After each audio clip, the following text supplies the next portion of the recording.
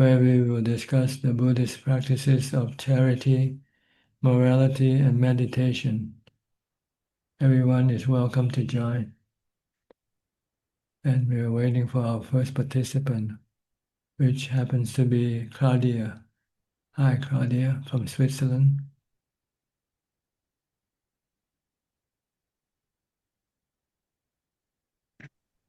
Good afternoon from Switzerland, Ajaan. I'm glad to be here today. Yes, good to see you also. Yeah. So far everything is fine. We are getting prepared to see our family in Germany tomorrow. And for me, it's a very special day today because yesterday or today, it's exactly 38 years ago that I got the first time in touch with Buddhism in this life. I was 17 years old and it was in Japan in a very simple Zen temple. So this day is very, very special for me and I feel a lot in my heart that 30, I found the 38 Dhamma. years. 38 years already.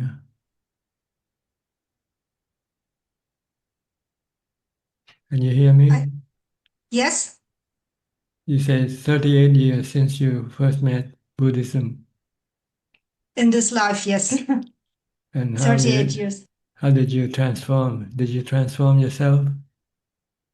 Yes, yes. Of course, not completely. I still have a lot to do or to let go, but I got much calmer than I was before, and I feel it's completely the right way for me. I feel the truth of the Dhamma, and it helped me especially to practice the for Brahma Vihara in daily life. And to me, meditation is also a gift that helps me a lot in difficult times. But of course, I still have to let go a lot of things more. So, I think the more important thing is to discover your real self. Do you know your real self now, who you are? but I am, how to say in English? um, Your body is not yourself, that I'm trying to say. exactly. It's your It's, mind. The mind is your real self. yes, But then yes. again, the mind is not itself either. The mind is just a knowing element. Yeah, that's a really interesting part. So intellectually, I understand that the body is not myself. It doesn't belong to me. The real difficult thing for me is still to understand that the mind is also not myself, that the mind is also anatta. And this is something very, very difficult to understand or to feel. Yes, it takes a lot of meditation and a lot of contemplation. Yeah, But you first have to pass the body first. You have to be able to let go of your attachment to your body first. Then you're left yeah, with the mind. Then you can look at the mind more clearly. yeah. Right now, you don't have to worry about the mind. Just worry about letting go of your attachment to your body. Okay, okay. Yeah, yeah. I practice this, yeah. And just know how to make your mind happy by meditation and by Mhm. keeping the precepts and by doing charity. Yeah, yeah. Especially this year was so difficult for me because I lost four people who were close to me within 5 weeks. And Hmm. just 2 weeks ago, my father-in-law also almost died. Luckily, he survived. And this year was the year of the Dhamma. It was really hard. And I was so glad that I had the meditation and that I was able to go to the Dhammapala monastery once in a while and also to have Dhamma friends because I don't know how it would have been otherwise if I wouldn't be in touch with the Dhamma. Yes, you should look at the body as like a cloud that it will turn into rain one day. Yeah, Yeah, Or like ice cream that will eventually melt. like ice in the sunshine. Yeah, yeah, That's yeah. all I it is. will. That's all it is about our body. It's just here temporarily, but here today and be gone tomorrow. Yeah, So yeah. I Chen, also will visit the grave of my grandfather. He was a grave digger. yes, He you was told me working that. on the cemetery, and when I was a small child, he took me often enough to the cemetery. So I'm very grateful that he did it because in my early childhood, I already was in touch with that, but not in a bad way. It was a very normal part of the life. So I'm very grateful that he did it. Yes, that is normal, the Buddha say. Birth Yeah, is aging, sickness, and death is normal. It's part yeah, of the process. And there's nothing to be sad about because it's not us. The body is not us. We are not the body. yeah, So we just have to tell ourselves to let go of our attachment to the body. When the time comes for the body to depart, then just send it a goodbye.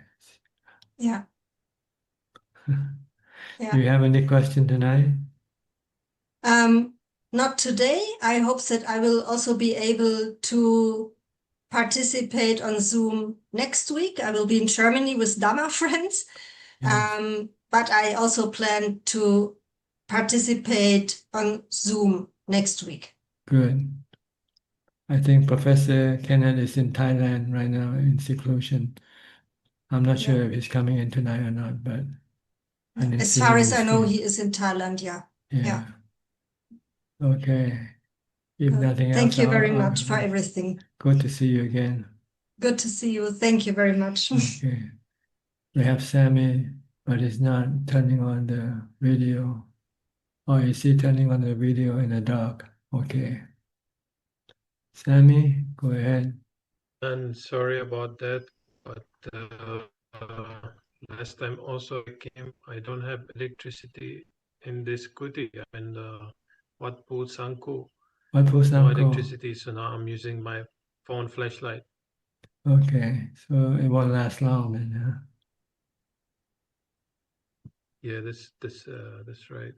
But last time I couldn't get the chance to talk to you because maybe they thought that I'm not turning on the video, but actually it was on, but I didn't have electricity. There's no electricity in the what? In the temple. Is, Sorry, is, John. is there electricity in the monastery? Uh, there's electricity in the monastery, but not the kuti. I The see. kuti doesn't have electricity. You can still charge your phone. I can charge, yeah, I can charge from the kitchen area. I see. Okay. So how long have you been there now? Um, Around 10 days, so from 10 10 days to days. 2 weeks. Are there any other male lay person like you? Lay people, yeah, there are a few, like they are the worker in the kitchen, some ladies there, and Meiji, but I'm the only lay Farang who's residing here, and there was another American who just recently ordained. I see. And can you stay Now, for how long? As long as you like. yeah, as long as the visa will allow also, and up until you know the they think I'm ready to ordain. And do you have a And chance to usually, I see? think, Do you have a chance to see Ajaan Suchart and talk to him? yeah, every day I cannot really talk to him, but I listen to his Dhamma talk every day after the meal. But it's in Thai, Hmm. so I don't understand anything. But I'm trying to learn Thai, so maybe by next year I might start to pick up something he's saying. Yeah, hopefully. Yeah, and Abbott, he speaks a bit of English, Nong Pumon, I think and so. my He was in the You know, military before he ordained. I think I heard he was in the military. So he graduated from the Thai Military Academy. you mean Longpo Muan? หลวงพ่อ Wanchai. One time. Okay. So yeah, my dealing mostly is with the abbot. The abbot is named Longpo Mon. Oh, หลวงปู่ Mon. I see. He's younger and he just knows just a bit of English, but enough to get by. And we Okay. use Google Translate on the phone, so just to for important things. Good. Yeah, it's going well here, and we just need my mother's permission to move ahead. Aside from that, I am accepting this place, and they're accepting me, and it's going quite well. And you said there's another American monk staying there. As American, he was coming here for like 6 months as a layman, but you have to like Stay here for a while before they will accept you as a monk. but for me they are the months your mother's permission, and we'll be ready to move ahead. And they want you to start to memorize more passport ceremony. He would Yeah. memorize So it you have to have the by the visa. time You have the visa, and then you can get ordained. Or you can get ordained and then get the visa later on.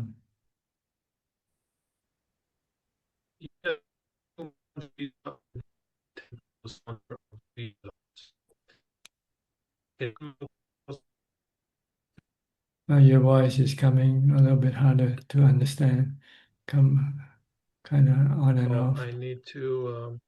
Is it okay if I turn off the light? Yeah, okay, no problem. Yeah, I think That's better.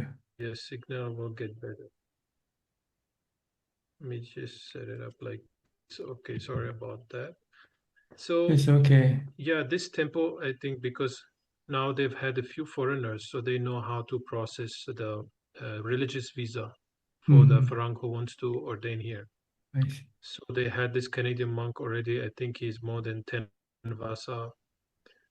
And then some other foreigners came, ordained for 5 or 6 Vasa, then left. And now this American guy ordained now, it's his first Vasa. And recently some Belgian monk came, he is ordained in Sri Lanka. And now he moved here. So I don't know if he's planning to stay long term, but there are like already 3 foreigners. So regarding the visa, I don't think it will be a problem, but I still have to go to Laos because now my visa will expire after 1 week. So I go to Laos and then come back after 1 month, and then I will have 2 fresh months on my visa. Then they can convert it to a religious visa. Okay. That's good. Good news So to hear I'm that not you worried have about the fun. visa. Good news to hear you Say again? finally find a place to ordain and stay. Yes. I'm just worried that in the summer it might get too hot for me here, and there's Just no don't worry about electricity it. to use any fan or anything. Just learn to accept it. That's all. It's easier just to accept it. Don't try to reject it. You cannot reject the weather. Just think if other people can accept the weather, so you can also accept the weather. Your body is no different from other people's body, really. It's just your attitude toward the weather that's the problem. You just don't like hot weather. So you have to change your Yes. attitude. Practice more meditation, more equanimity. Then your mind will be able to accept whatever comes to you.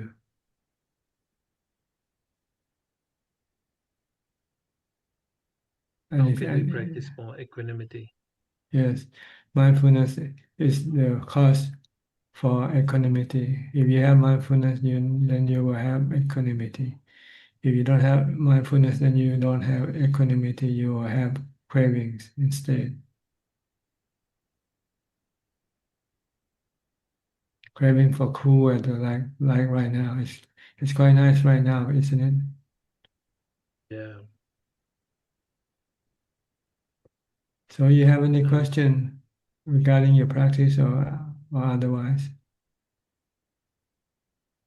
Regarding my practice, I'm doing more walking meditations and also sitting on a chair as well as cross-legged. But I'm still not able to extend the session duration. My sessions are still around 1 hour or 1 hour and a half. So I don't know if this is something that is okay, or I need to extend it longer. You have the longer you can sit in, I mean, the longer you have tolerance or endurance to deal with the situation, like not being able to do anything. But you need mindfulness or insight, wisdom to teach your mind to stop craving for doing things, just to be happy being still instead. So you either have to recite mantra, do some chanting, or watch your breath. Watch.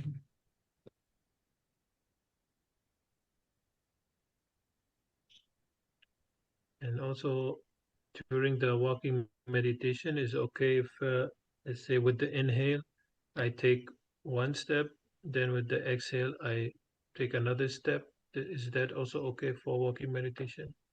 It's up to you. But I find when I'm walking, it's easier just to watch the step alone, don't have to watch the breath.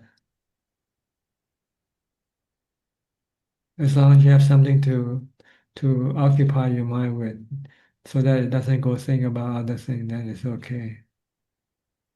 But sometimes you might want to use more than one. You want to use the step and also you want to use the breath. That's okay too. But if it becomes cumbersome or not natural, then I think you should just use the step alone. It's more natural. Or you Okay. can recite mantra while you walk also. You can do that also. And you might be you might change it when you walk and find which one better for you.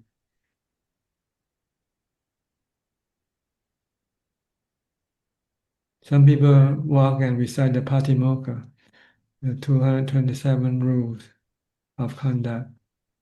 Oh, So if you beginning to become, when you became a monk, I think reciting the 227 rule is a good practice. It will keep your mind busy, so you'll be more mindful. And by the time you finish with the reciting, your mind can become quite calm and peaceful without even having to sit in meditation.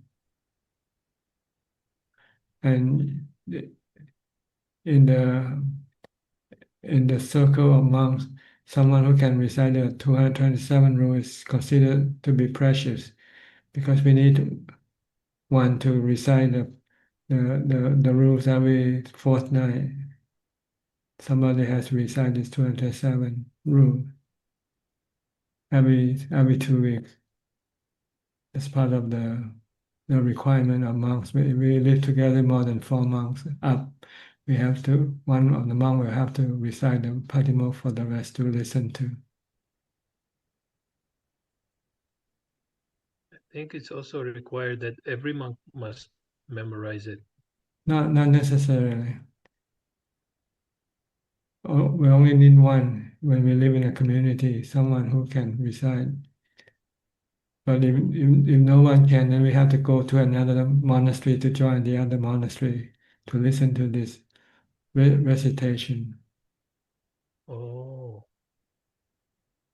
So we need at least one in the monastery so that we don't have to go join the other monastery for this uh, this function. more convenient. Yeah.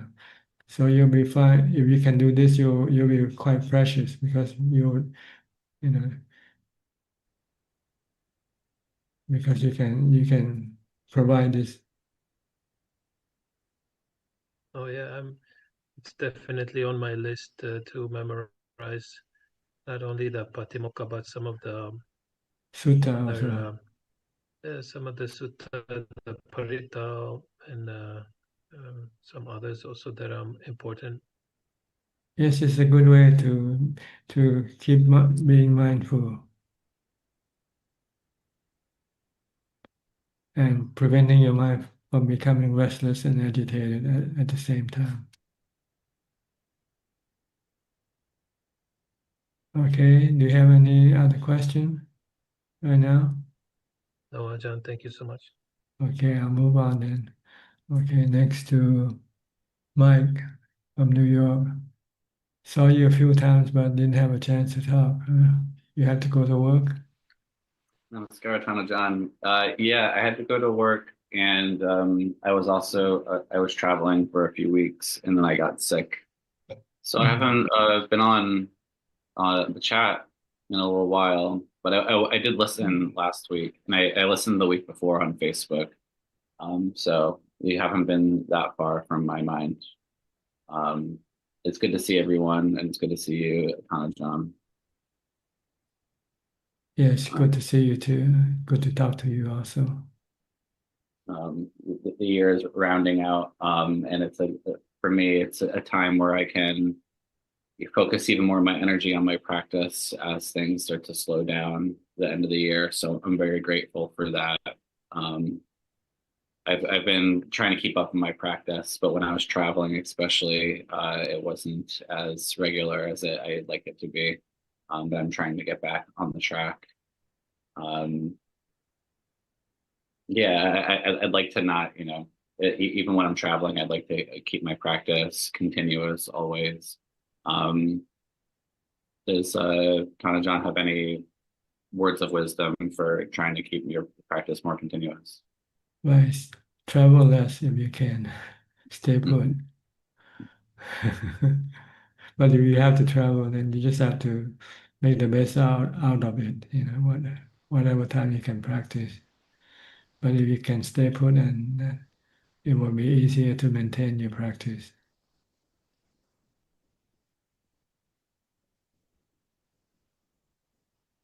Some wise words. I'll be going back to Wat Metta next year, so I'm excited about that as another chance to renew my devotion and my homage and refuge to the Buddha and Dharma and Sangha with Tan Jeff.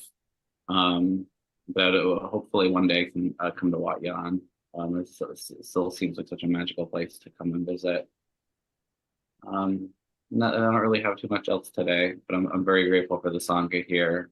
Just seeing everybody week after week really helps to motivate me to want to practice. So, and thank you for John, for all your teaching. Okay, you're welcome. Next, we'll go to Saket and Nita. Okay, I haven't seen you for a few weeks too. Good evening, Ajahn. Good evening, Ajaan.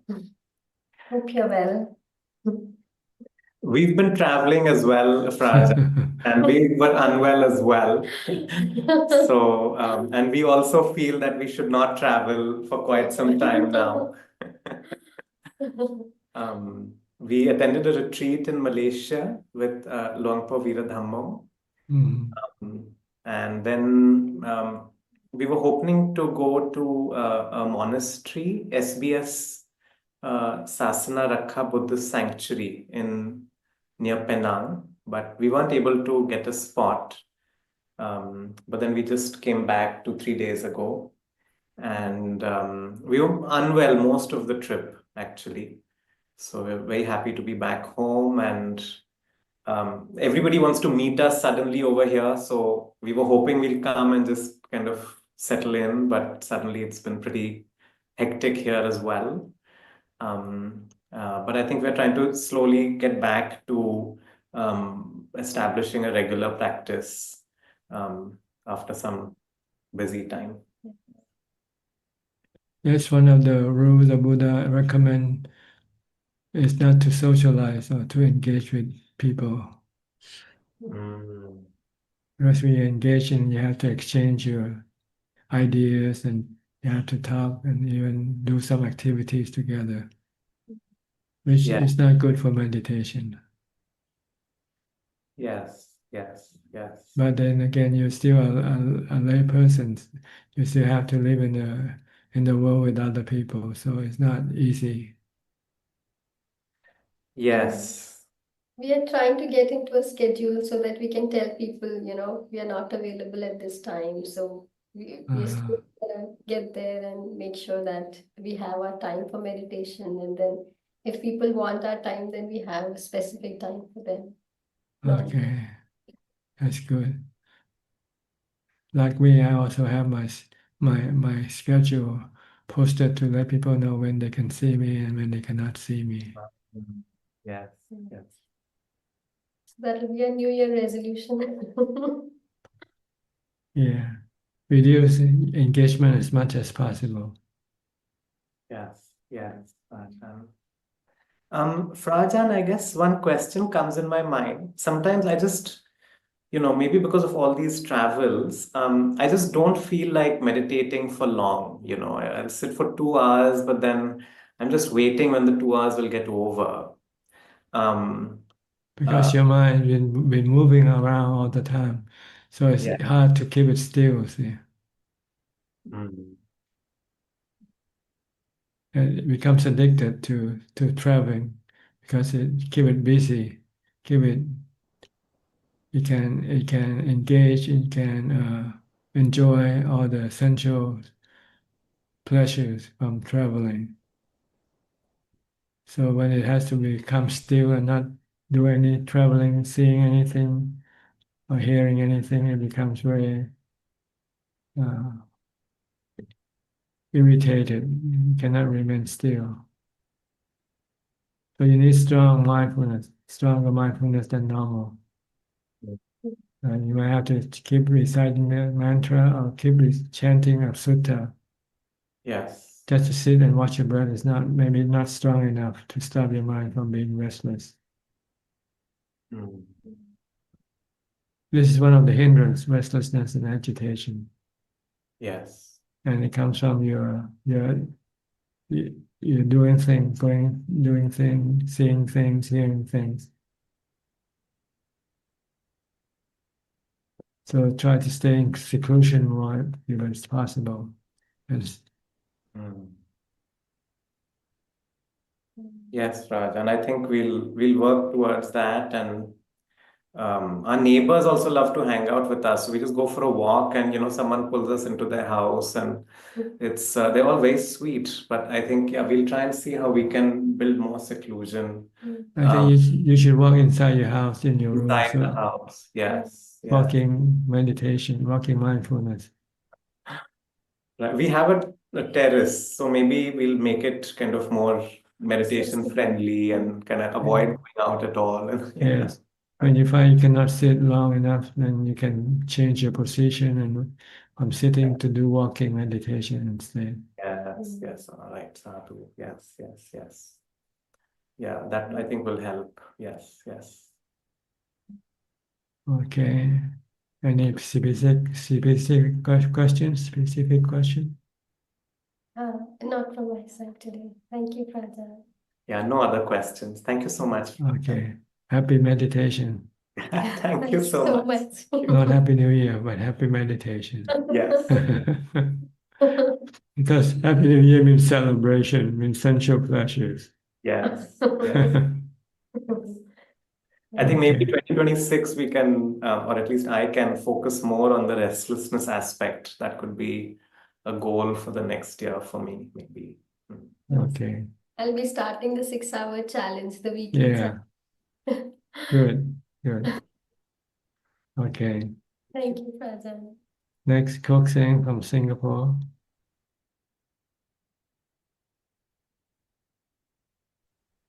Greeting, Rajan. Yeah, Prajan, I'd like to ask Prajan regarding my Samatha Bhavana practice. About 4 weeks ago, I was able to sit for at least 3 hours in one sitting without changing my legs.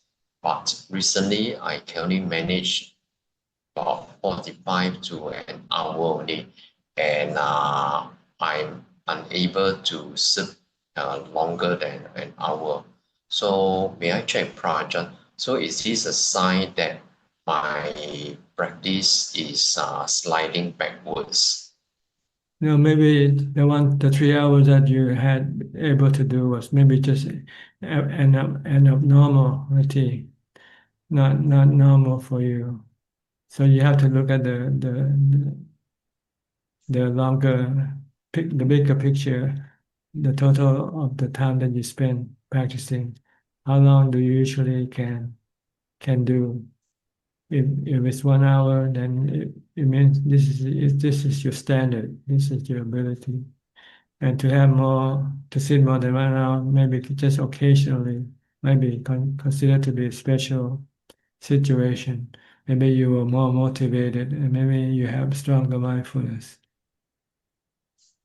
So you have to look at the total amount of time you you practice. How long do you normally do?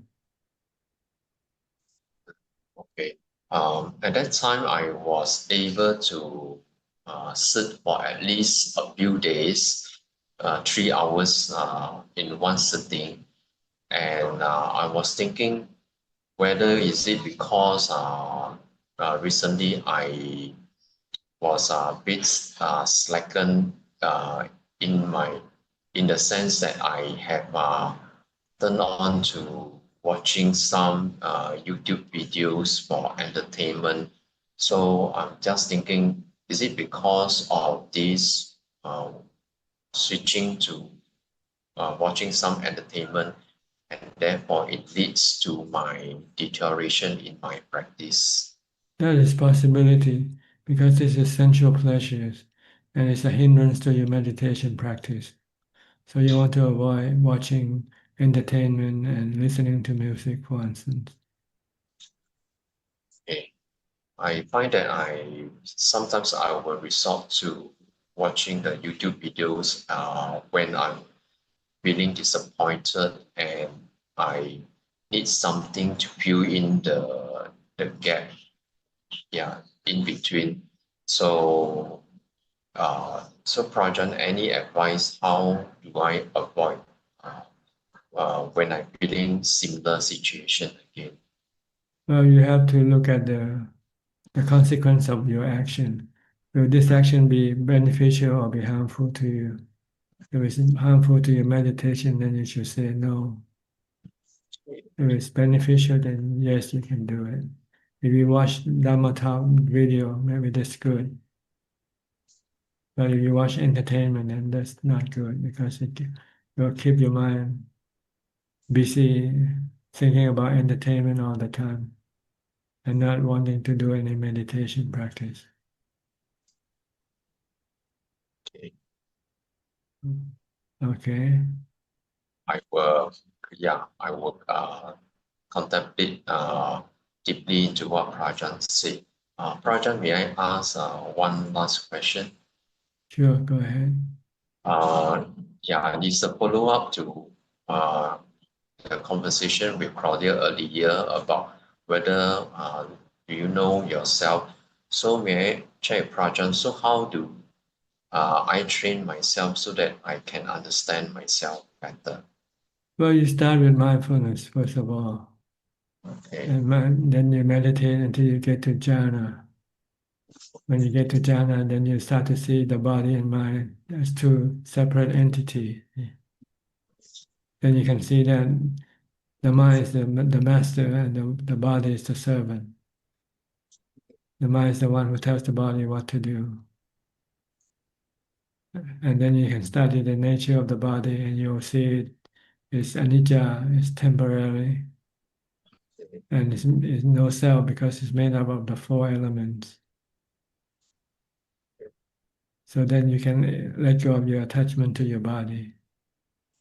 Once you finish with your body, then you look inside your mind and study the nature of the mind. And you'll find that the mind is just a knowing element that is able to think, to feel, and to be able to connect with the body to receive the sensual objects. But, but this activity has no self in it either. It's just an activity or function of the mind. Okay. So you have to do step by step first. Okay. You have to deal with the body first, understand the body and let go of the body. See the body as the three characteristics, has the three characteristics of existence.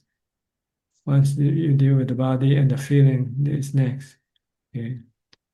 Once you finish with the body feeling, then you come to the mind to study the nature of the mind.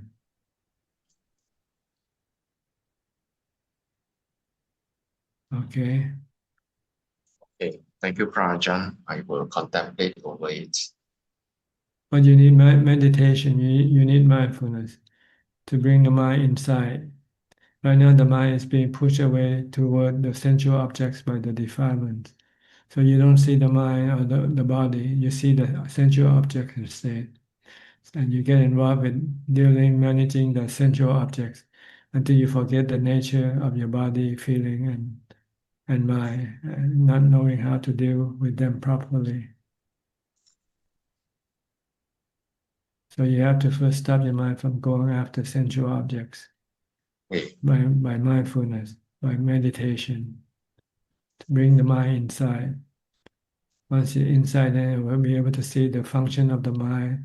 You will be able to contemplate on the nature of the body and feeling.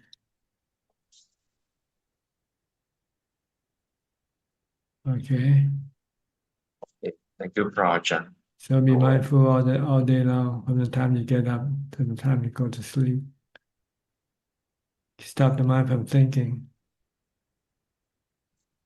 because most of the thinking is driven by your craving for sensual pleasures, nothing else. All right. Yes. Okay. I will contemplate what Prajan said. Thank you, Prajan. Okay, you're welcome. Next, Philip from Malaysia. Good evening, Ajaan. Just here to pay my respects. I don't have any questions tonight. Okay, I don't see Alvin here tonight. I think he's traveling overseas. I think. I see. Okay. I think he'll be back next week, probably. All right. Okay. I'll go to Steph then from Oregon. Hi, Steph. Hello, how are you? How's the holiday spirit? Oh, excellent. Does A lot it, of holiday does it spirit. disturb your meditation? Yes, probably. No, actually, I've been having really good sits. I think because I had the 2 weeks where I couldn't, and now I'm able to, and it's been very good. So I think, yeah, I had an experience I wanted to share. We had a big power outage last week. There was a windstorm. There was a lot of landslides. Mass power was out. And I was able to stay with Buddho the whole time and with the wisdom that this is nature. And so I feel really good about that. I just wanted to share that. That's good. Not complaining. No, no. And the Okay. lights, like, we lost it for a minute, and like my kid like kind of freaked out, and I was just like, just gotta go with it, you know? Like, so like I felt really good. Yeah, yeah. Accepting. Yeah, it's very accepting. And yeah, it's What else can you do anyway? exactly Yeah. right. And I feel a lot of pleasure from my meditation. So I can just go into my meditation, and I'm just trying to teach them, like, let me teach you how to breathe so we can get through this peacefully. And yeah, it's been going good. That's good. Sometimes you need something like this to push you to do the meditation. I think so. Yeah, I did. Yeah. And I did a lot of metta for my dog, and it taught me to just let myself out of the equation. Do you know what I mean? Yeah. Yeah. Just let nature work its course. Exactly right. Yeah. So that was really, really helpful for me. Yeah. Okay, that's good. Yeah, thank you. You're No welcome. other questions. Have a good day. Next, Celia. Celia from Peru. You celebrate Christmas also? Do you celebrate Christmas in Peru? We celebrate Christmas. This is one of the big celebrations of the year, but I just learned yesterday that tomorrow is Christmas because my mind has been totally elsewhere. Yeah. Like some of the other participants, it's been very busy month. Like my mother had surgery like 2 weeks ago, and then supposedly it went well, and then she started deteriorating really, really fast. And then we went to emergency, and then she started stabilizing a little bit now, just now. So yeah, my mind has been elsewhere now. So yeah, as you say, I've been trying to be a little bit mindful, mostly of the breath here and there, but it has been very difficult now because I haven't had time to meditate a lot, not even sleep like normal. So yeah, it's been a little bit difficult, but yeah, trying to slowly come back to listening to the Dhamma and to connecting with the teachings again. You forgot to recite Anicca Dukkha Anatta. Sometimes, but it was so few times that it was not really worth it. I mean, before Doesn't work. Sometimes it does. yeah, it didn't work.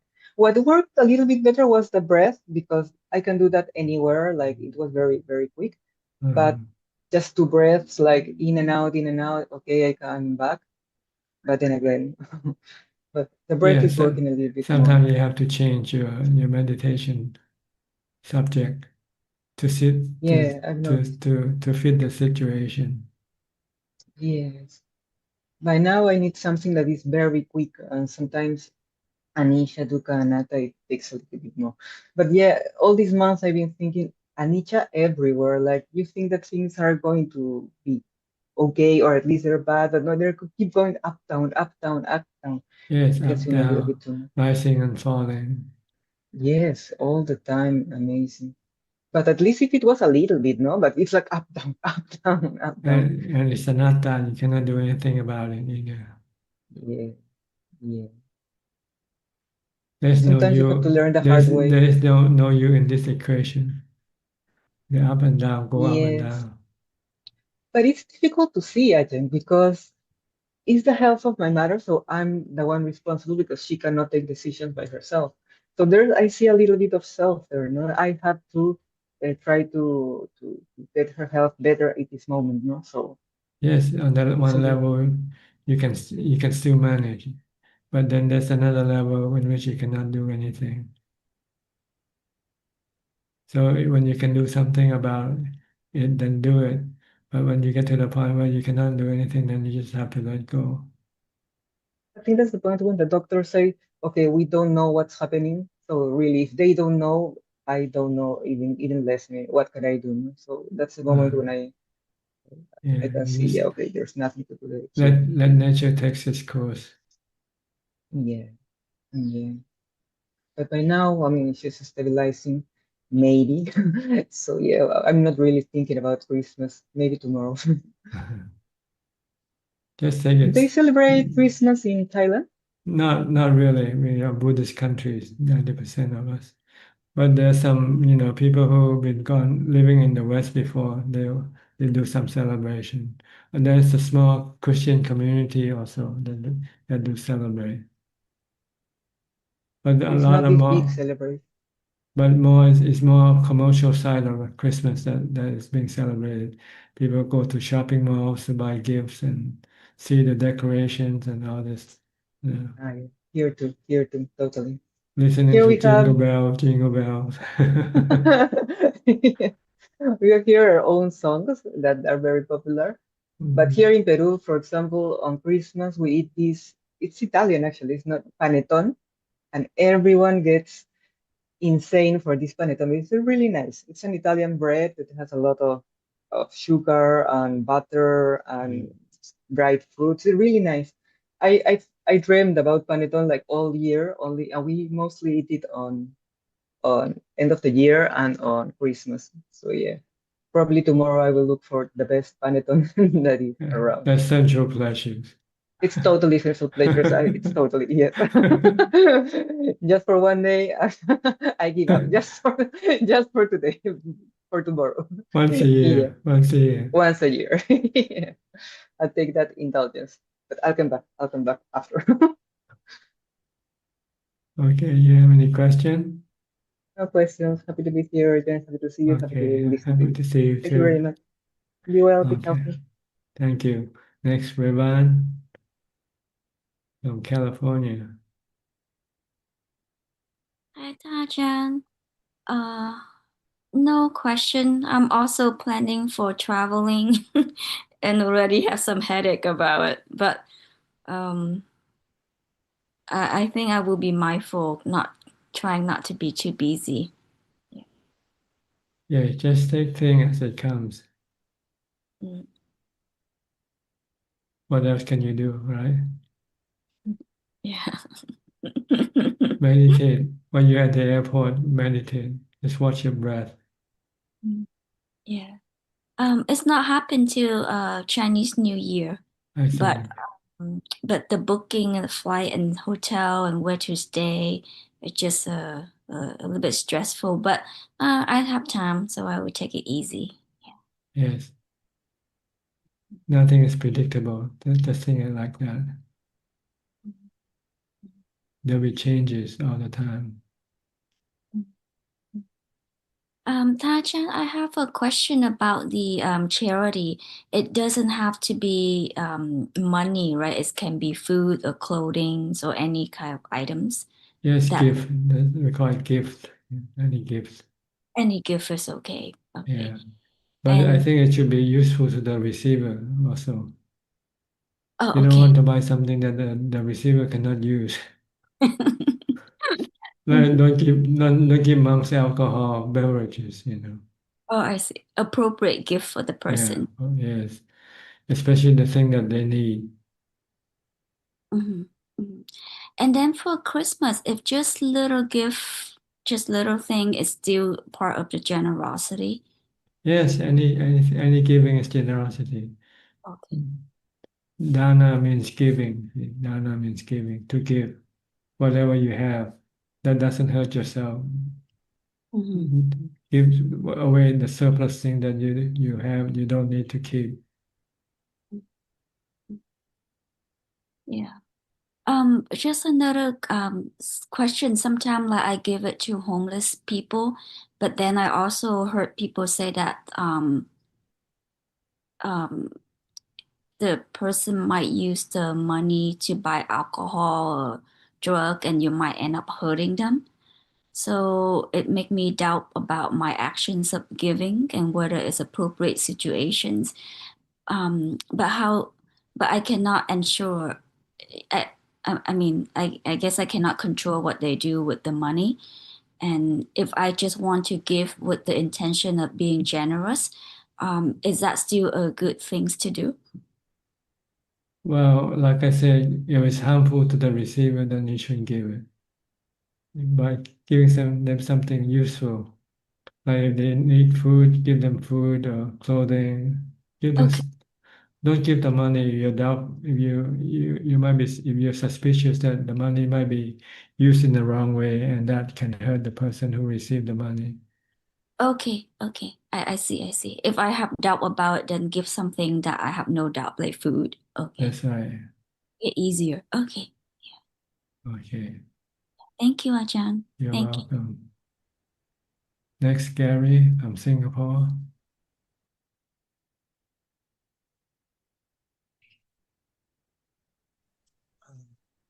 Hello, John. I'm just here to pay my respect. No questions. Thank you. Okay, good. Next, intern from Indonesia. I see you move up one step by cutting your hair now. Yes, Prajan. How do you feel? Better? Less Better, worry, Prajan. less responsibility, less work. Yeah. Uh-huh. So at that time, I read Prajan book. So I think I must to learn from Prajan. So I think I still have a kilesa with my hair. So I cut to very short. That's good. And how did you feel like when you have it cut short? Uh, You feel not better? feeling. You feel good? For me, I'm not feeling. But I think this is more practice. For me, more More easy. practical. Yes, more More practical. practical. Yes.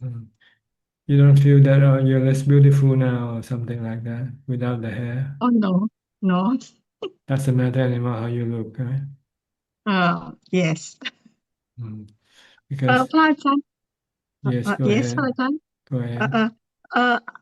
I want to ask พระอาจารย์ when I practice to cut my sensual pressure, so it means at the same time I also practice the 10 parami like effort, sacha, and aditana. Well, you first you have to have the atitana. You have to have the intention.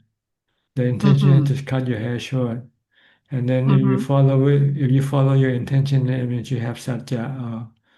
It means you're truthful. You're true to your intention, and then you need to have the effort to make it work. Yeah. Sometimes you just think about it and never decided, never do the actual cutting of the hair. So you need the effort to do this. And if you feel bad, you have to use kanti, patience, to endure the bad feeling that might arise from your action. But you also practice the what we call nekama parami, Nekama parami. abstain from sensual pleasures. Like one of the 8 precepts, the 7th precept is not to beautify your body, not Okay, keep understand, พระอาจารย์ your body simple, just clean, keep it clean. That's all you need. You don't need to, put makeup. You don't have to dye your hair and anything like that. Yes, it is more easy. Yeah, and it makes you feel more free from about having to look after your body. This will enable you to do meditation more easily, not to have to worry about the body, how it looks. Because you don't need to have a beautiful body to meditate with. You just want to Just keep the need body mind. simple. Just want to keep the body simple, so you don't spend too much time on the body, so you can have more time to spend on the mind. Yes. พระอาจารย์ for another one, from พระอาจารย์ book Beyond Birth, I also learned something. The easy way to practice a feeling is I put my condition in, like when I meditate until the state separate between my body and mind. So at that time, I'm not react with the feeling. This is the right way to practice. Well, if you want to deal with the feeling, you have to create bad feelings, like fasting or walking for a long time until you get tired, get painful, or you sit in meditation until your body start to ache and have painful feeling. Then that's the time when you will have to deal with the vedana, the painful feeling. Okay. No, I actually I practice it once a day, and also when I make sure I can cut my sensual pressure. So I also atasila. Yes. This is what you basically need already is the atasila, the 8 precepts. But more than that, you might want to do more to create more challenge to your mindfulness and wisdom. Like maybe fast for a few days. Can you try to fast for 1 week without eating food, but just water? Prajan, now I still working Prajan. So when I'm in Kochion, I will practice. Okay. Uh-huh. Then you're So, increasing the painful feeling, so that you need to mm, use meditation to deal with it because you cannot take any food. okay. You can be happy even if your body is hungry. If you can meditate and keep your mind calm, then the hunger of the body will not bother you if you have mindfulness and wisdom to tame your mind, to keep your mind calm. Prajan, but I surprisingly when I am fasting, I never feel hungry. It's because you're meditating. See? If you're not meditating, then Okay. your mind start to think about food. When you think about food, then you can become hungry. But Yeah. when you At home, I meditate, can. yeah, At home, I can feel hungry. yes, or especially when you're close to food, when you see people eating, then you can become hungry or thinking about it, thinking about food.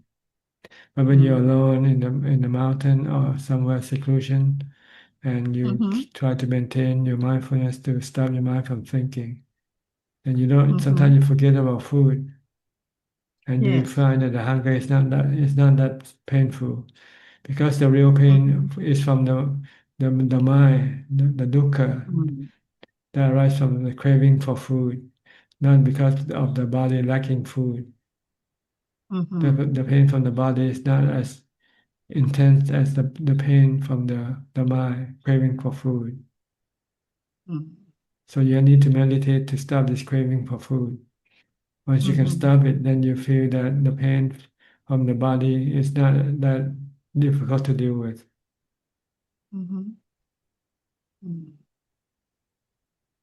Okay. Understand, Prajan.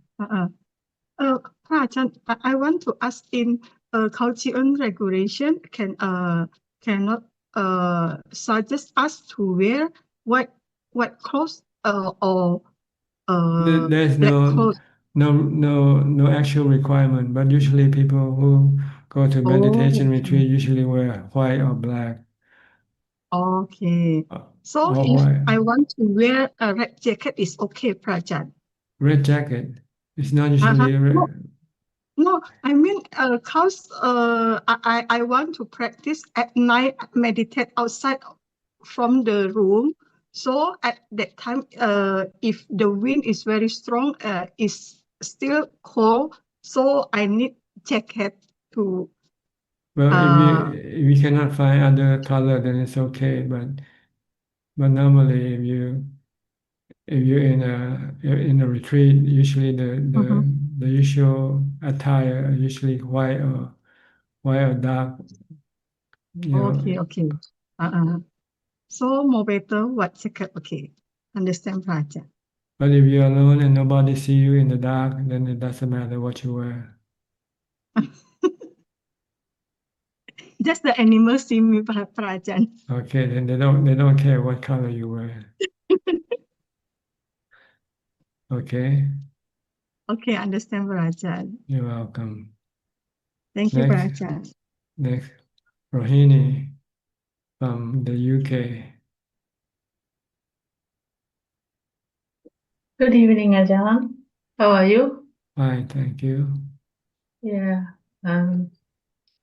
Past few days, I spent time on Anapanasati every day for some time, and then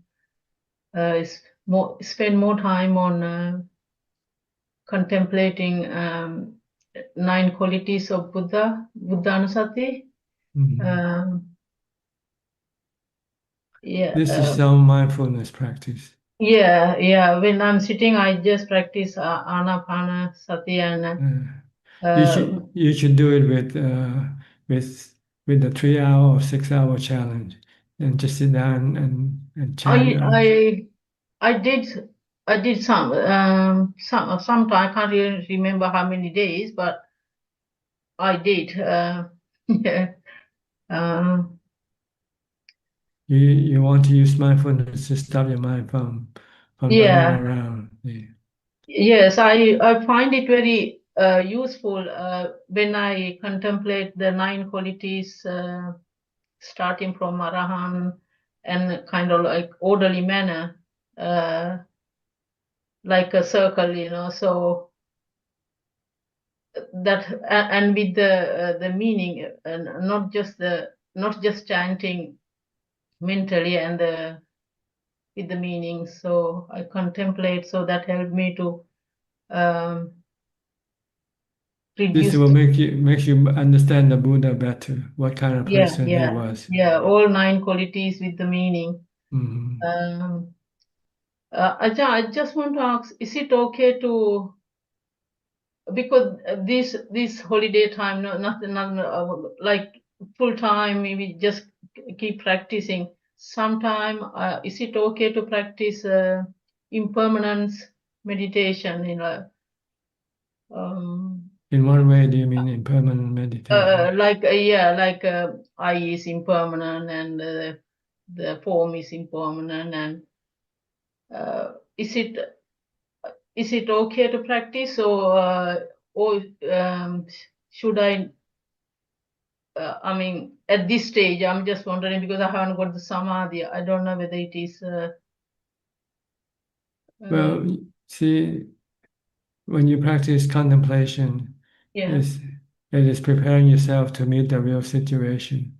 Like contemplating the body is impermanent. It will have to Yeah. get old, get sick, and die.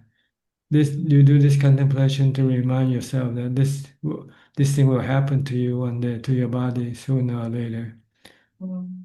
And then you have to prepare your mind with equanimity in order to be able to face the the truth of the body when it happens. So when you contemplate, just telling you, reminding yourself that don't forget, your body's gonna get old, get sick, and die. Yeah. And then the How next should step I is how. meditate? The 10 sanyojana, which we bind to the samsara, the first 3 sakkaya ditthi, to get rid of sakkaya ditthi, how should I meditate?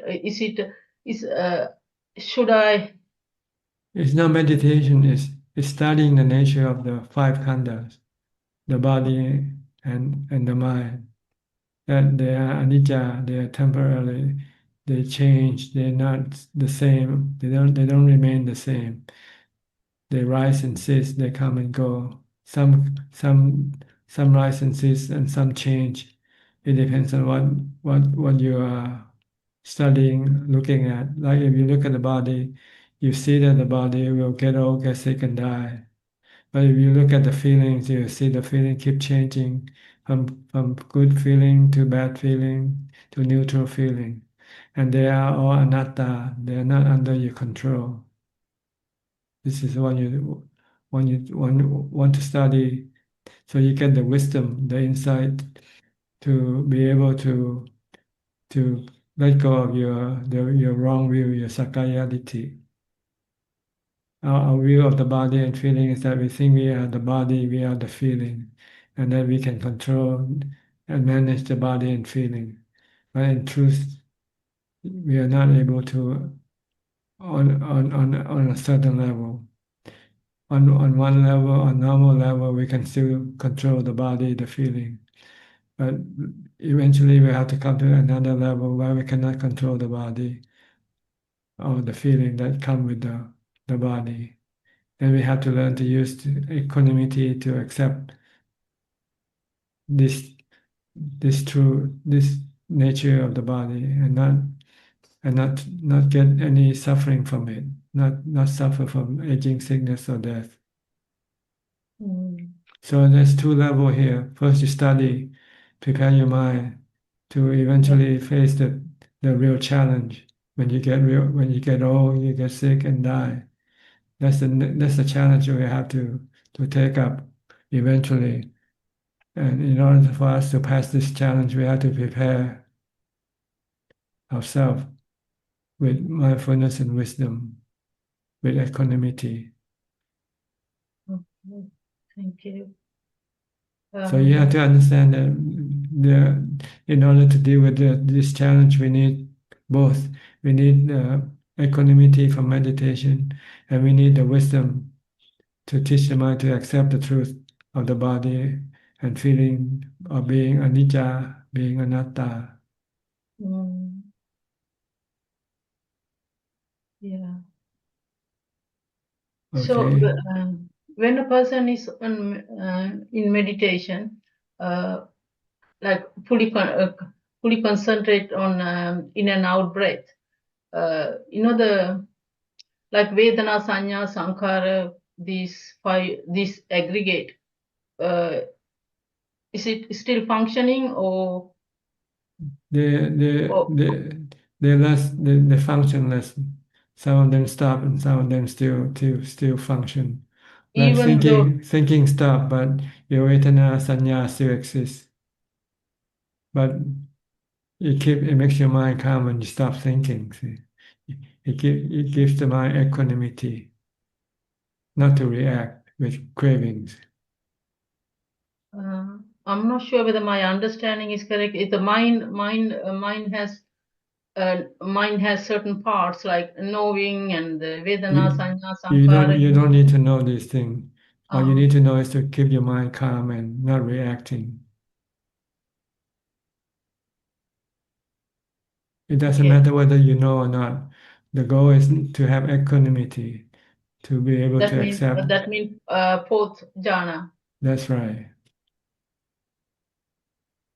But you study the nature of the mind to know that the mind has feeling, it has sanya, perception, it has vijnana, the ability to receive essential objects from the body. And this thing keeps changing, and you cannot control them. That's all. You can only occasionally control them with mindfulness when you meditate. Then you stop this function temporarily.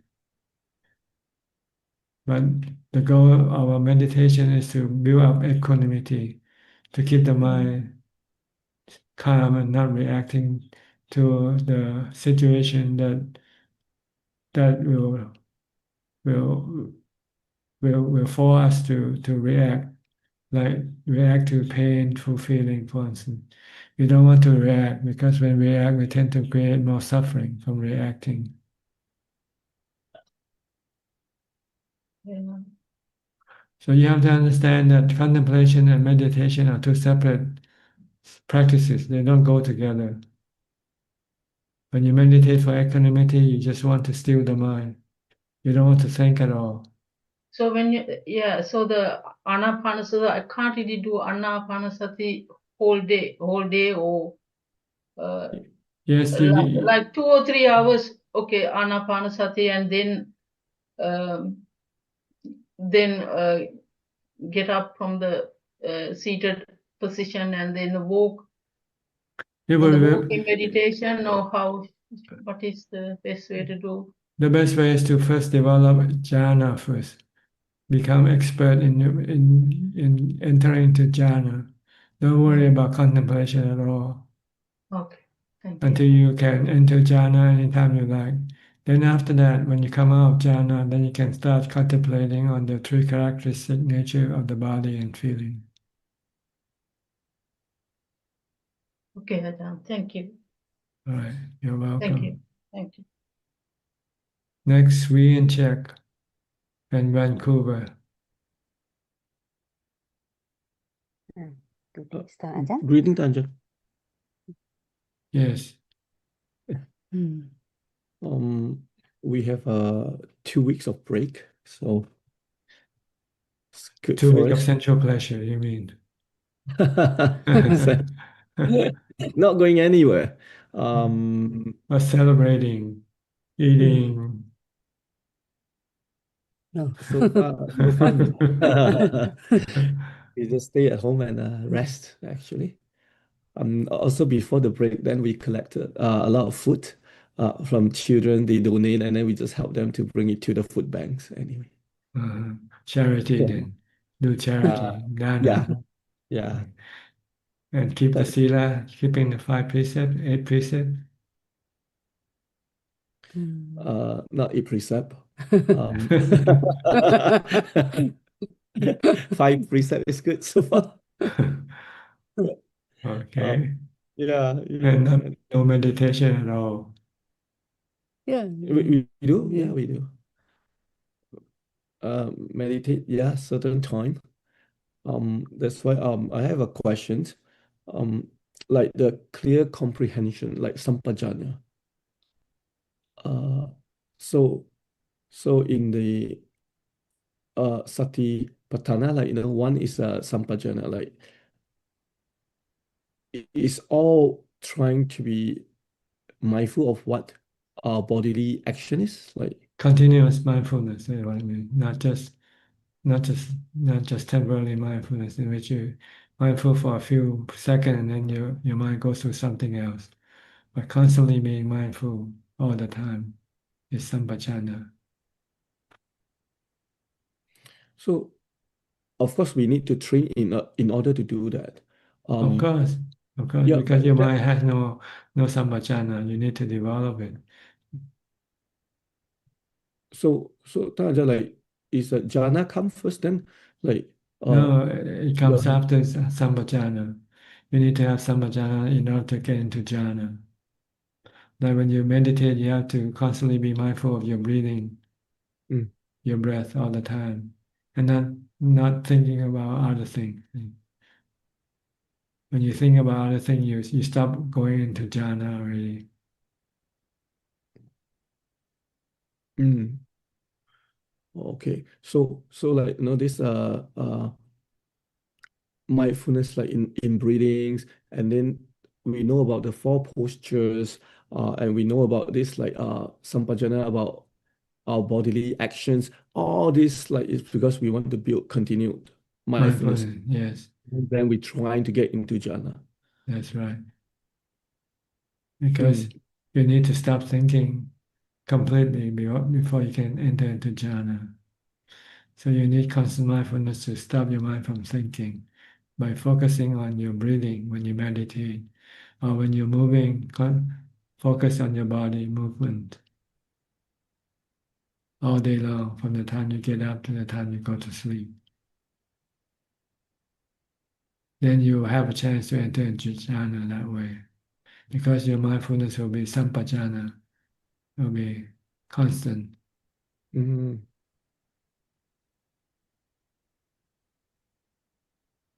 Not going on and off, like firefly. You, mindfulness be constant, steady all the time. Not mindful for 1 second and then being unmindful the next second, for instance. This is not sampajana. Mm. Sampajana means every second you are mindful.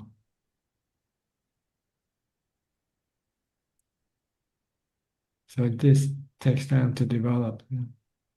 That's why it's so hard for people to meditate to get to jhana, because they don't have the time to and the patience to do it. In this age of instant gratification, you want to switch on the switch and then everything comes on. Switch on the remote control and then you can change the channel right away. But to switch the mind from active to non-active, this is very difficult. Mm. Because there's no switch to do it. I mean, there's a switch, but you have to build it up first. Sampajana is the switch. Mm. But in order to do that environment, You need to become a monk. to help us. You have to go live alone in the forest. Yeah. Right. That's what the Buddha did. That's all the noble disciple did. Ajaan, everybody has to go live alone. Mm. And then they will have all the time to maintain mindfulness, to make it sampajana. So that when they sit and meditate, they can go into jhana.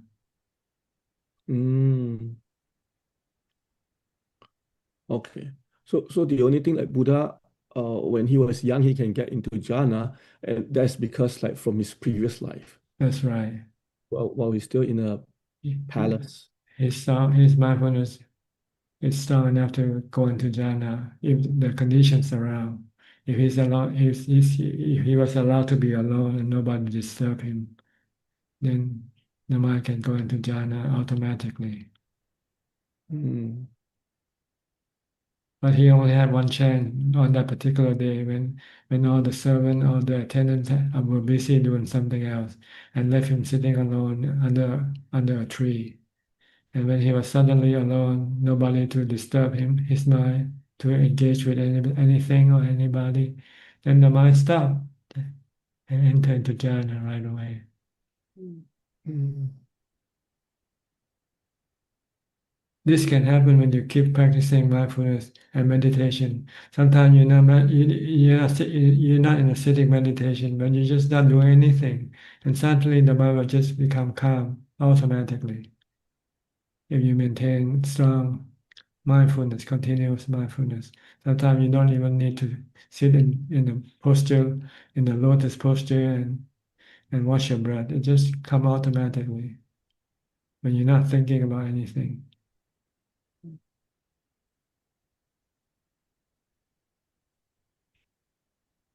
Or sometimes like in the extreme situation, like meeting the tiger, like Longpo Chop Chop, I think. That also can force the mind to retreat into to jhana.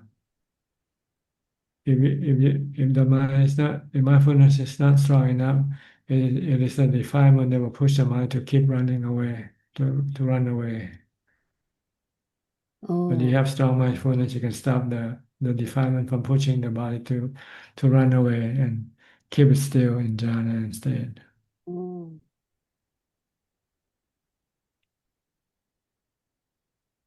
I see. Mm. Okay. Ajahn, one more. Any advice, like, during my meditation, sometimes like I got this like sliver. I know you ask us like not to bother by it, but Well, my advice is don't expect much from meditation for you anyway. You're not in the level to expect any result from your meditation. Because had you were, then you would have told me a long time ago already. And in all these years, you never experienced any result from your meditation because you don't have the time to develop constant mindfulness. Mm. You're busy thinking all the time about your business, your work, and so forth, your family. You won't have time to stop thinking. Mm. If you go live on Khao Chion for 3 months, you might be able to.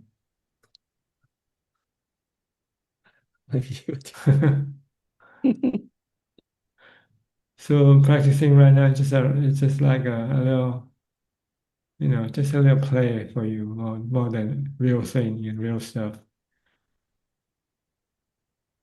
Groundwork. Yeah, For my- maybe. But don't expect any result really. I don't think it's possible. Unless you have something with you from your past life, then you might be able to, like the Buddha.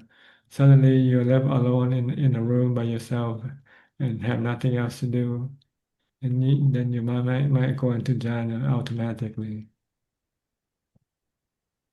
Why don't you try that? Keep yourself in a room.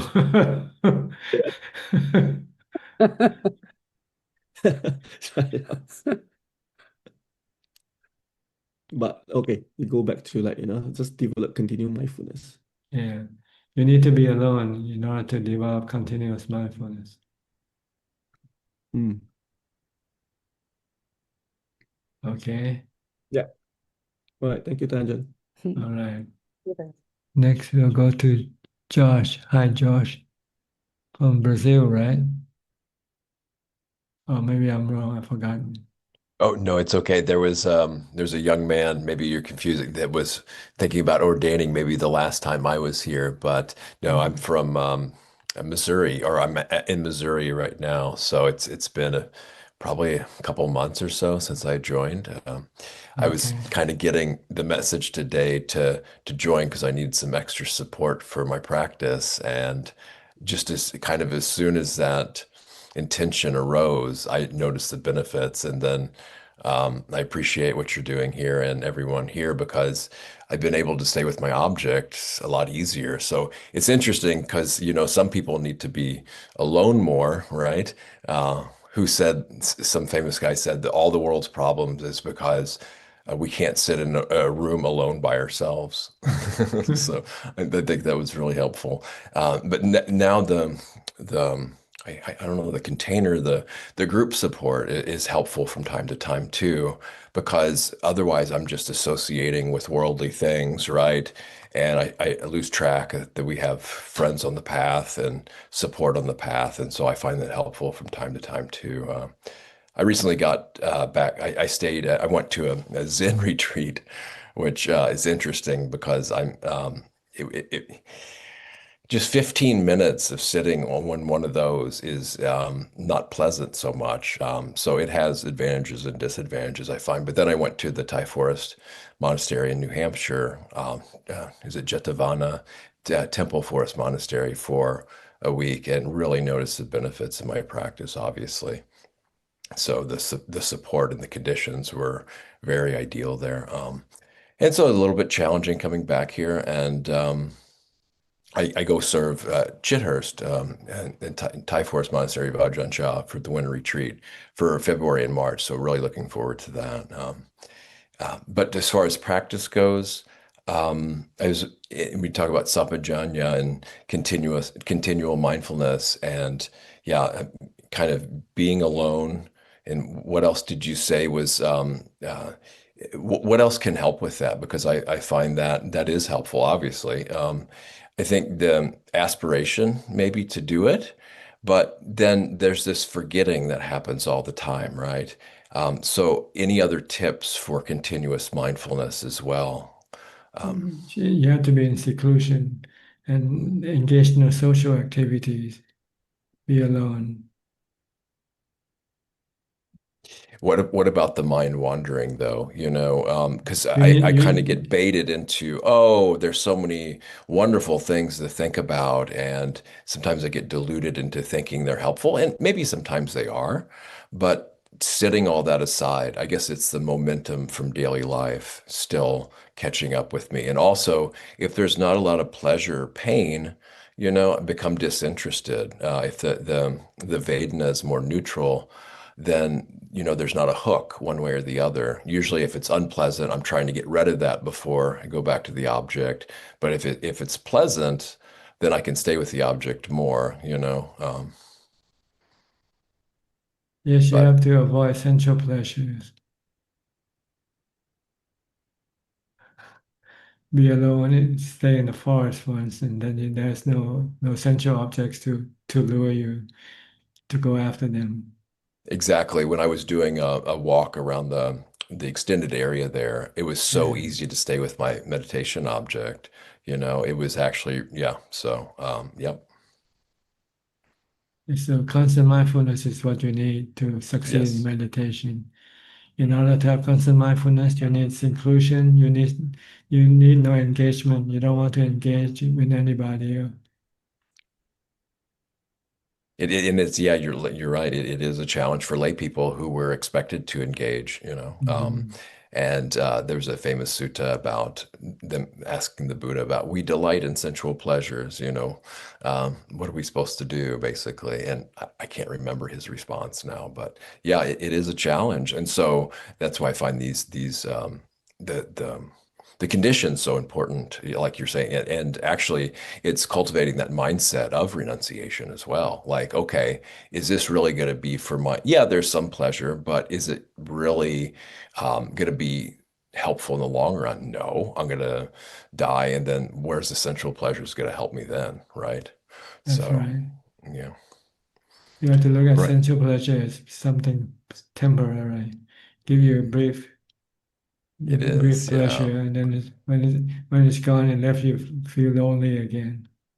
Well, even, like even more extreme, like is it one where he's like it's like a canker, a sore, like really seeing it as more extreme, like, okay, well, what if this is not actually that compared to like jhana, or higher states? I mean, it's nothing, right? Like the most pleasure we can actually get in the world, not to be attached to it, is like the bliss of jhana, right? It doesn't even compare to regular sensual pleasures. And then when I fall out of that and forget that that's even more, um, you know, um, satisfying, temporarily, not to get attached to that and want that and cling on to that, just another thing. But as far as regular sensual pleasures, right, there's nothing that can compare to the bliss and happiness of certain jhanas, right? That's right. Jhana is the best form of happiness, and Temporary, yeah. it can be generated without the need to have anything. Just mindfulness, all you need to have.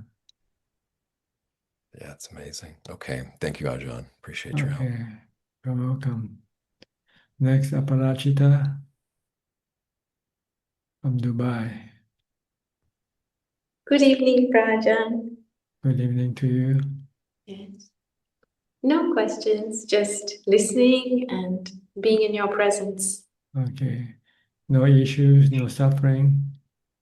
I think I just have to deal with them as patiently, as wisely as possible. Sometimes losing my cool and hopefully recovering. Okay. Stay Yeah. calm. Don't That's right. react. Yeah. Accept. Instead of reacting, accepting is better. Yes, okay. If anybody say anything or do anything, okay, it's fine. No need to react to what they do. Yes, I You think that can, is correct. yeah, you cannot change them. This is what they will do all the time, regardless of whether you are here or not. Yeah. It's true. Okay, good. Be mindful, then you can become less reacting. Yes. All right. You're right. You're Okay. right. Yes. I'll go to Diana. Then Diana, haven't seen you for a few weeks. Did you intentionally not coming in, or were you not able to come in? No, well, what happened, we had a time change. Nama I Buddha see. Ajahn Suchart, Nama Okay. Buddha. Yeah, we had a time change, so then it was awkward because your talk starts at 8, but I'm still like getting things. Doing something else. Yeah. Well, getting my daughter to go to her class, and then I take her there, like I still have to like feed her, get her dressed. I was listening like for half an hour, and then I drive her there, and then sometimes get delayed there. So by the time often I come back, I maybe listen to like just the ending of it, and then usually I just sit by myself, and then have a chance to listen in parts, like 1 hour, then I have to go do something, then 1 hour again. I was trying to catch up during the week, but today is already holiday for these 3 weeks, so I'm hoping to join like this. Good. So you Yes. have any question you'd like to ask? Yeah, I am. Has it been like maybe 2 months that? Well, since November was the time change, so 1 month only. Okay. Yes. I had a few. So basically, I've succeeded with mostly keeping the 6 precepts for this time frame. The 8 is not so possible. I'm still waiting to see how I can like bring it more into my life, because before the 8 precepts was just on weekends, but now like we fell off the horse for that part, but at least the 6 precepts is there, and one daily meditation together with my daughter is there, and a mindful and like the mindfulness walk is there. The rest of the time is getting caught up in thinking for this and that. Okay. Yes, it just seems whenever I need to engage in some kind of work, there are people, right? There are people and their reactions, and And the mind is just getting caught. Even if I'm aware that I'm getting caught, I not have enough mindfulness to, in the moment, get uncaught. Usually I just have to wait for the event to finish and then try to reshuffle to get back to the mindfulness that I can manage in my life. Like for the walking, like I've noticed if we join with other families, then the mindfulness is gone.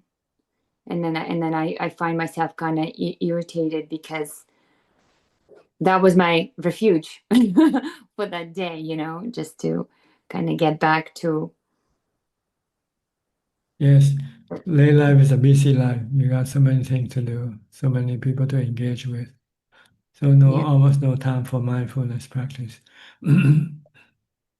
Well, at least I made a deal with my daughter right now that if we are engaging in some kind of outdoor kind of where she needs to socialize, right, for her development and things like that, and that then we can take care and do our morning or evening walk on our own, where we're just with ourselves and our footsteps and the mantra, and it's more flexible for her, obviously. But that way she can give me that time and space. However, it is like from 10-15 minutes to half an hour. I think an hour is a big stretch. So there's that. But I've actually been challenged with a sudden hearing loss due to some infection, virus, bacteria, and it was so painful, and it was just like there wasn't enough mindfulness to handle the pain. I was aware, but like honestly, like I was very aware that I didn't want to stay deaf, and like the mental pain. There was physical pain, but then the mental pain associated with that was not very controllable, to be honest. And like I'm just wondering, because that experience has passed now. I think I was really keeping it together for maybe like 3 days. And then when the hearing didn't come back, I became like quite miserable. Like in my mind, like understanding, okay, like I'm going to be deaf, and just being unhappy with it, and not being able to accept it in that moment. Yeah, it's up to whether you can prepare your mind to accept to face this thing beforehand or not. If you think about it beforehand, and if it should happen, it will be easier for the mind to accept. Yeah, because in the moment it wasn't happening at all. Yeah, you never thought of it beforehand. Then you might lose your eyes, you might lose your hearing. Yeah, it was You very might, scary, you might actually. lose a limb, you might lose a leg or something. What would you do? So this is where I could like contemplate it at That's some right. point. Contemplate anicca, the anicca nature of the body. Yeah. Okay. So maybe I could do that because, like, I think last year I had like an eye scare where I was gonna go blind, but thankfully right now it's maintained. And this year I've had this year, and okay, so just adding some contemplation that this disintegrating, this death will come. So if you think beforehand, then the impact would not be as strong as if you haven't thought about it at all. So try to think about losing something that is precious to you, and see if you can prepare your mind to accept it or not. Yes, I was very surprised at my own reaction of discontent, how frustrated the mind became when it couldn't hear. Like when I was thinking about it prior, it's like, okay, well, I just cannot hear.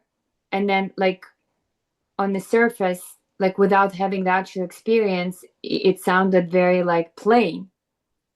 But in the moment, the emotional frustration that arose from it was just was very dramatic.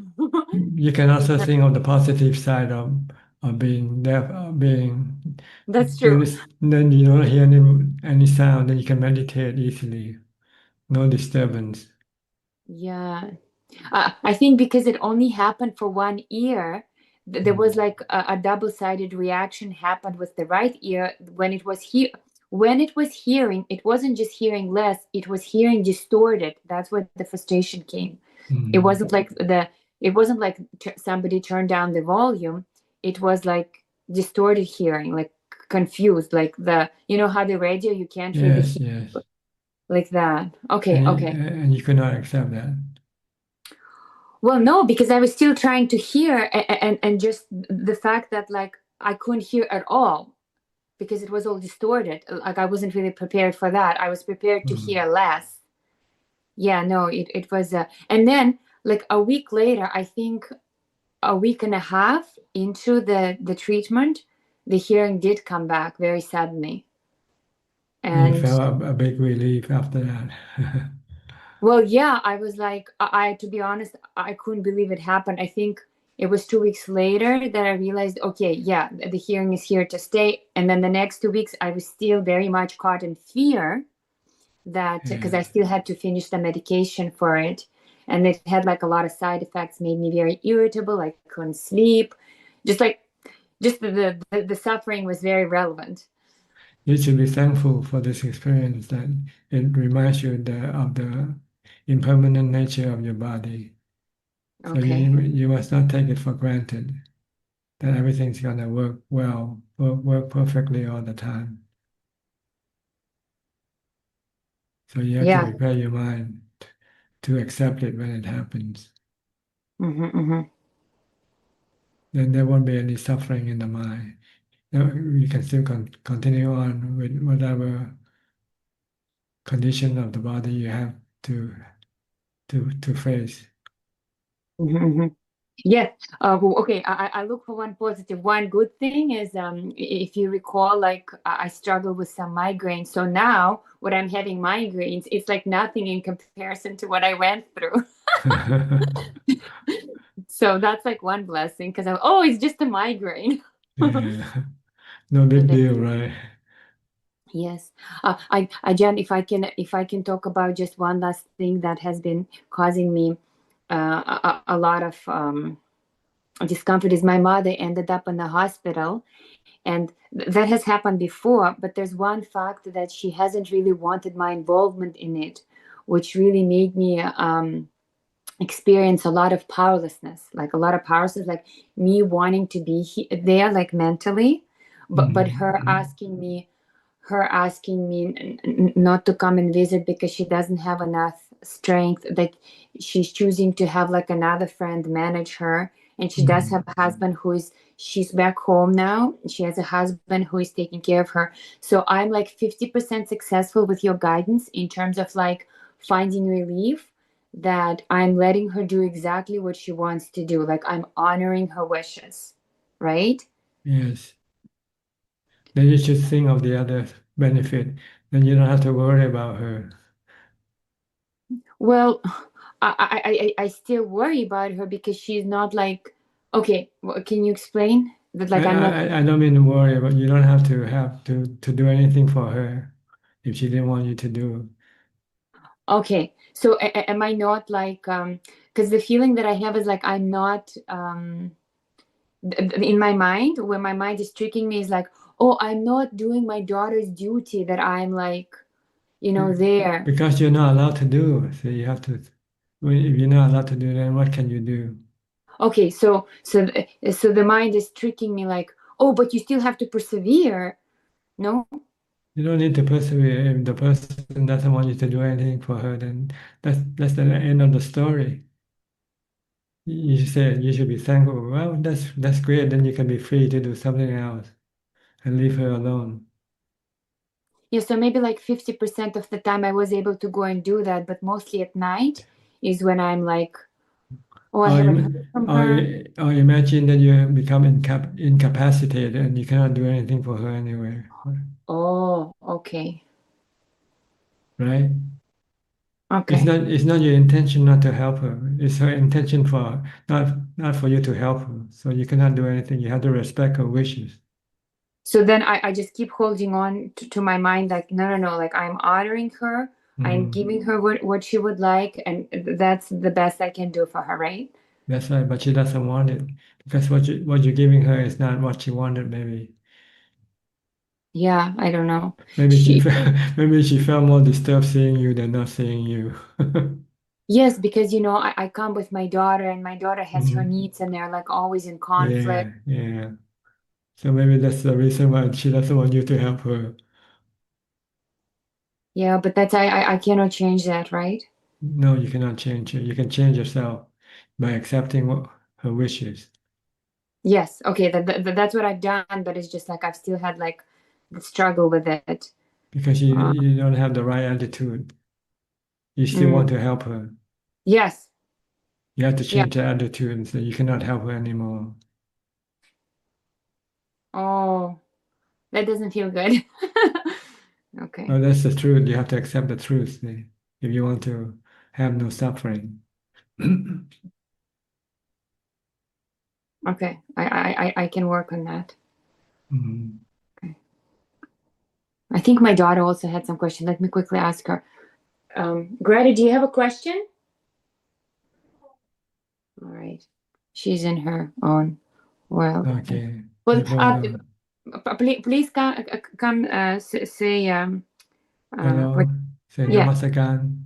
Yeah. Just come say namaskar. Come sit.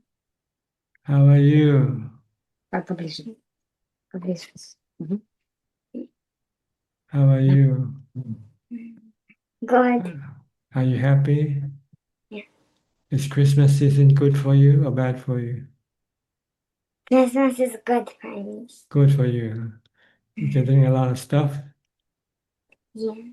Okay. Santa coming soon, huh? Okay. Good. May you be happy on this Christmas holiday, okay? You have any question? No question. Okay. Good to see you. Okay. Merry Christmas and Happy New Year.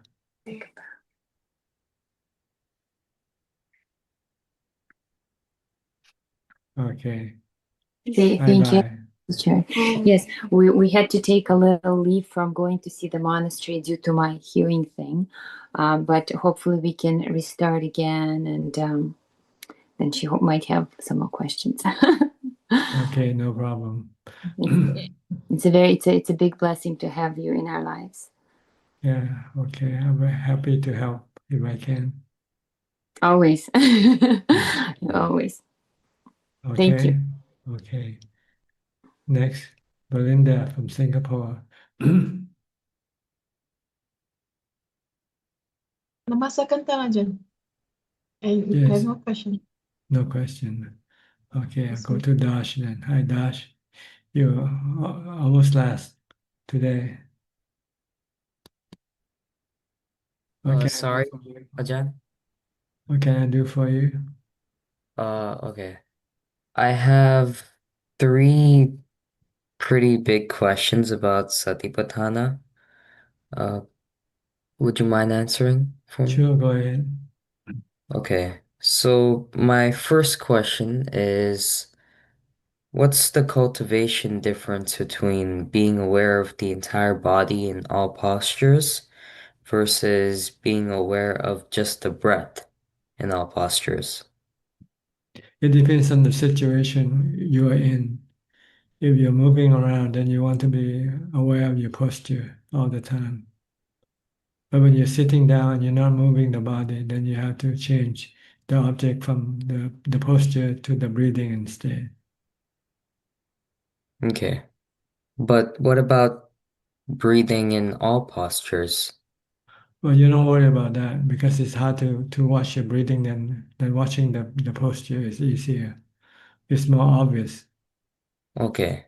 But there's no like difference between or like cultivation difference, It's just right? an object of mindfulness to keep your mind from thinking about something else. Okay.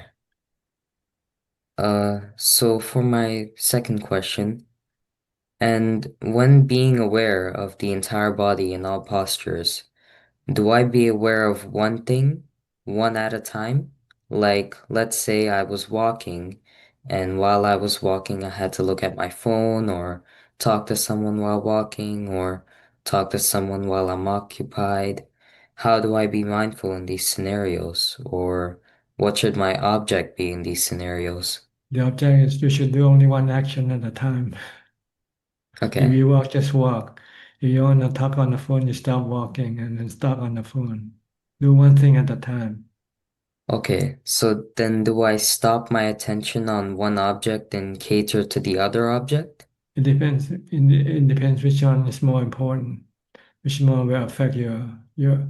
If you're walking, you might be more want to be watching than paying attention to your phone because you might step on a snake or you might slip and fall if you're not watching your step. Okay, so how do you determine what's more important? Common sense, I guess. What is more harmful to you or less harmful to you? Okay, okay, that makes sense.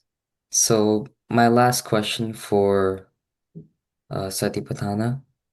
So for awareness of the entire body in all postures, in the Satipatthana Sutta, they talk about specific objects in the section of full awareness. Does this mean that I should be aware of those specific objects only, or are those specific objects just examples, but in reality, you must be aware of everything, whether it be an itch, opening and closing your eyes, looking, etc.?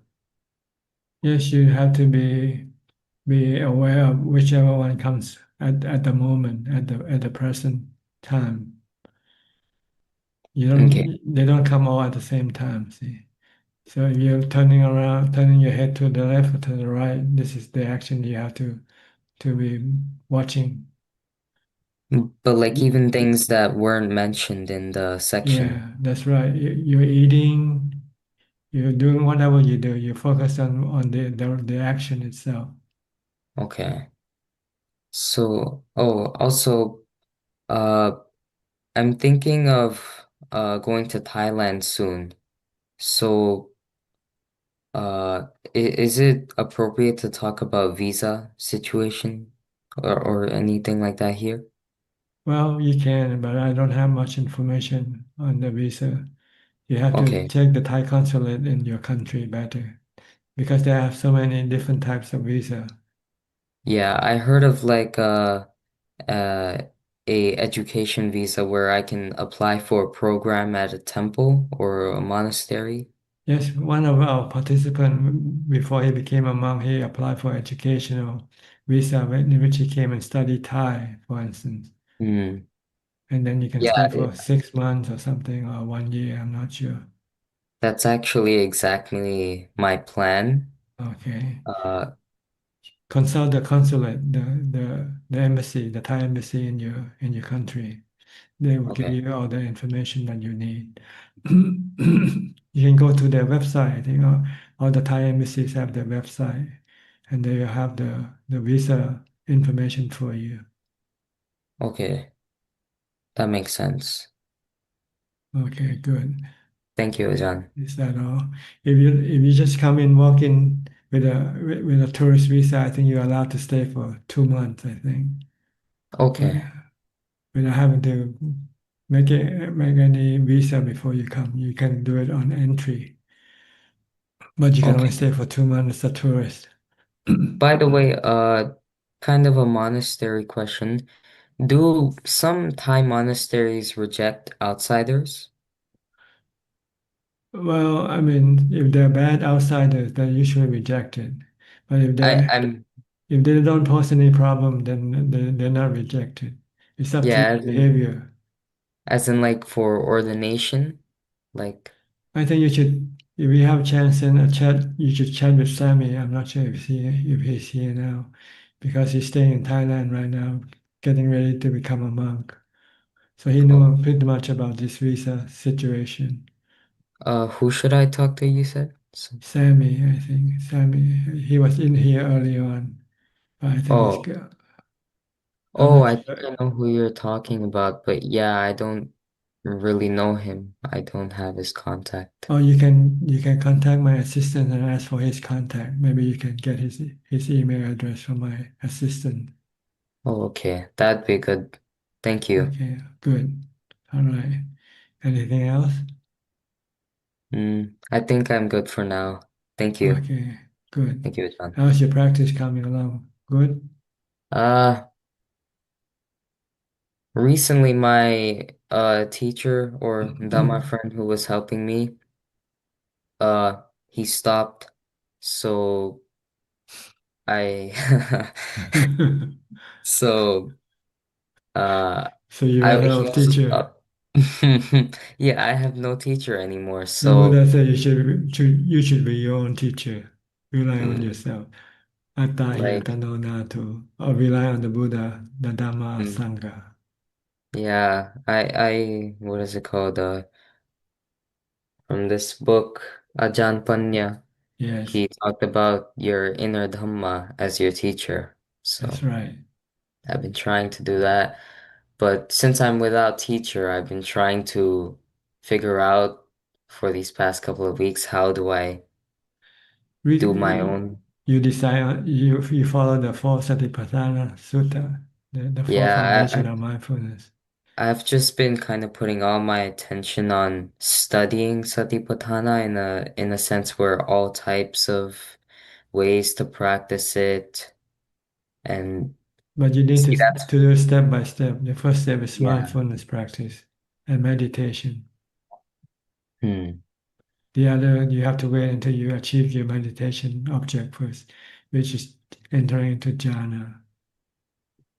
I was thinking with Vipassana, is can you attain jhana in Vipassana? Not normally, only under some unusual circumstances. Okay. And you need And to have enough mindfulness to be able to make it happen also. If you don't have enough mindfulness when you come face to face with a dangerous situation, you will not be able to control your mind, teach your mind to let go, which is vipassana. hmm. And Vipassana is for insight. The insight to see the three characteristic nature of the body or whatever you cling to. Hmm. So with my jhana satipatthana practice, should I additionally also add Vipassana Not yet. or Right no? now, you just do two things, mindfulness and meditation, Hmm. to get into jhana. And we practice until you are able to enter into jhana anytime, anywhere first. Then you can start to apply vipassana. Because you need jhana or equanimity from jhana to stop your mind from reacting. The goal is to stop the mind from reacting, because by reacting to something that it clings to, it can only cause suffering for the mind. So how do I know when I'm doing good in my anapanasati? Well, when you're happy, when your mind is peaceful and you're not craving for any sensual pleasures, Hmm. you can be Okay. happy with meditation. You don't have to rely on sensual pleasure for your happiness. Hmm. You have to replace happiness from meditation, use it to replace the sensual pleasures. Okay.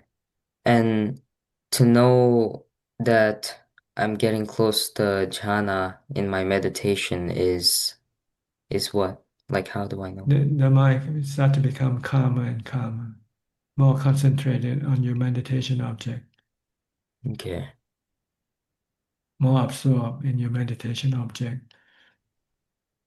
Okay. Jhana is the word jhana means absorption, absorption in your meditation object.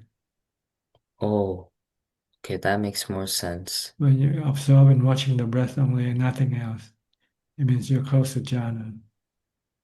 Hmm.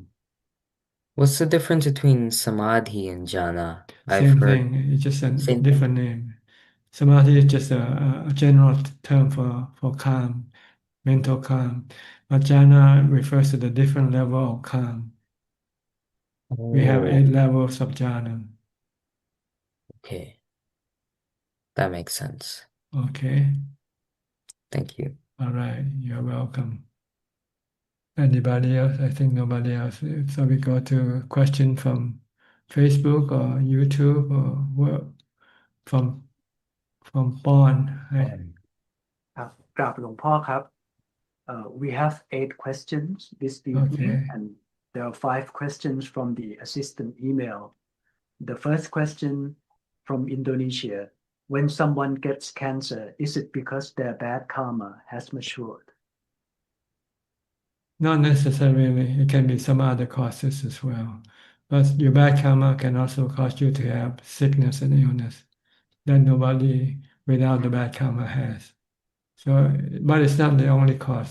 There's some other causes that cause your sickness of your body, not just karma alone. Question number 2: can meditation kill abnormal cell growth in cancer? I don't think there's any proof about that yet. Meditation only kills your mind from suffering, from getting cancer. A question from India: spiritual attainment is not determined by gender, but the path of practice for women is often constrained by societal, financial, and institutional barriers. What factors decide an individual gender? Is it determined by karma from previous life? It's your like and dislike. If you like men, you're usually born as a woman. If you like woman, you're usually born as a man. So it's what you like that decide the gender of your birth. Question 4: many humans are born with physical or mental disabilities. What are the karmic factors or characteristics of citta governing such birth? Well, because of your bad action, bad karma, you might hurt other people in your past life. Might break their legs, might torture them or whatever, do harm to them. Then in this life, you might get it back. Question 5: why does consciousness lack the ability to select the type of body? Because it's the nature, it's the duty of the law of karma to decide, not the mind or the consciousness. Next question from Mandy. At the temple, we chanted Itipiso 108 times. Is it possible to gain jhana while chanting? No, it helps you to calm your mind to a normal level, in which you can then use watching your breath as the meditation object. Chanting doesn't get you to jhana. It just brings you to the level where you will be able to meditate with the breath, being mindful of the breath. The next question from Jason. Is it a good thing to donate our organs when our body dies? Well, it's not, I don't know, but it doesn't benefit you karmically.